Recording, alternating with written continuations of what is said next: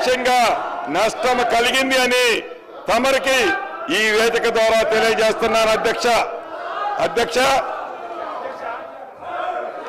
మనం చిన్నప్పుడు చదువుకున్నాం. ఒక పిట్ట కథ మీకు చెప్పాల్సిన అవసరం ఉంది అధ్యక్ష. 2 పిల్లులు రొట్టె కథ ఈ ధరణిలో ఉంది. ఏదైతే 2 పిల్లుల మధ్య ఒక రొట్టె కథ గ్రామీణ ప్రాంతాల్లో కథలుగా చెప్పుకుంటారు అధ్యక్ష. ఆ కథ ఏంటంటే, ఒక రొట్టె ముక్క 2 రొట్టె ముక్కలు ఉంటాయి అధ్యక్ష. ఆ రొట్టె ముక్కలో ఒక పిల్లి ఆ సైజ్ ఎక్కువ ఉందని, ఇంకొక పిల్లి ఈ సైజ్ ఎక్కువ ఉందని కోతి పంచాయతీ చేస్తుంది అధ్యక్ష. చివరికి 2 పిల్లుల్ని కాదని ఆ 2 రొట్టె ముక్కలని ఆ కథలో కోతి తిన్నట్లే ఈ ధరణి కాన్సెప్ట్ ని పెట్టి తెలంగాణ రాష్ట్రంలో ఉండే దళిత గిరిజన మైనారిటీ బీసీల వేలాది ఎకరాల భూములని ఆనాటి పెద్దలు కోతి సామెతలాగానే తన్నుకుపోయారు అధ్యక్ష. ఈ ధరణిని పెట్టి అదే రకంగా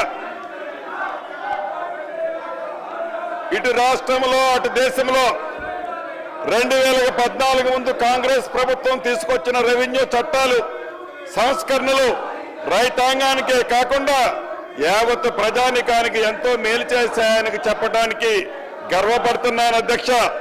అదే నిబద్ధత, అదే ఆశ, అదే ఆశయాలతో ప్రతిష్టాత్మకంగా ప్రవేశపెట్టిన ఈ భూభారతి 2024 రెవెన్యూ చట్టం నిజమైన ప్రజల చట్టం.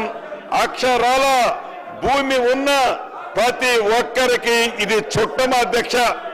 అంతేకాదు, దేశ చరిత్రని సరికొత్త సంస్కరణలతో లిఖించిన 3 వ్యక్తుల గురించి ఇక్కడ చెప్పుకోవాలి అధ్యక్ష. అదృష్టవశాత్తు ఈ సంస్కరణలన్నీ చేసింది తెలంగాణ బిడ్డలే కావటం మరొక విశేషం. భూ కమతాల పరిమితి చట్టం తెచ్చిన నాటి ముఖ్యమంత్రి తెలుగు ప్రధాని శ్రీ పివి నరసింహారావు గారు కౌలు రైతులకు మేలు చేసే విధంగా కౌలు రక్షిత చట్టం తీసుకొచ్చిన నాటి ముఖ్యమంత్రి శ్రీ బూర్గుల రామకృష్ణారావు గారు, అదే విధంగా జాగీర్ల రద్దుతో కీలకంగా వ్యవహరించిన మాజీ ఉప ముఖ్యమంత్రి కొండ రెడ్డి గారు అని ఇక్కడ చెప్పాలి. ఇప్పుడు వారి అడుగుజాడల్లో అధ్యక్ష, ఇది ఏమి సంస్కృతి అధ్యక్ష?